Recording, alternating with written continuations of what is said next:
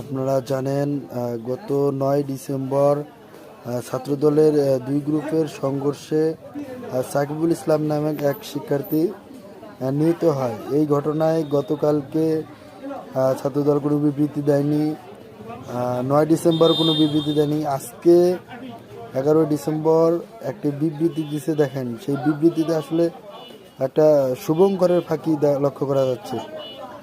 বিবৃতিতে তারা বলছে তেজগাঁও কলেজ শিক্ষার্থীর হত্যার প্রতিবাদে এবং খুনিদের গ্রেপ্তার ও দৃষ্টান্তমূলক শাস্তি নিশ্চিতের দাবি। দেখুন, সেখানে তারা বলছে গত ৬ ডিসেম্বর রাতে তেজগাঁও কলেজের ছাত্রাবাসে হামলায় আহত শিক্ষার্থী সাকিবুল হাসান রানা মৃত্যুবরণ করিয়েছেন।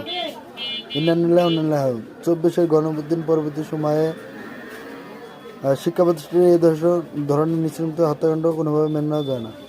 তারা দেখুন, তারা কিন্তু একটিবারও ছাত্রদলের নাম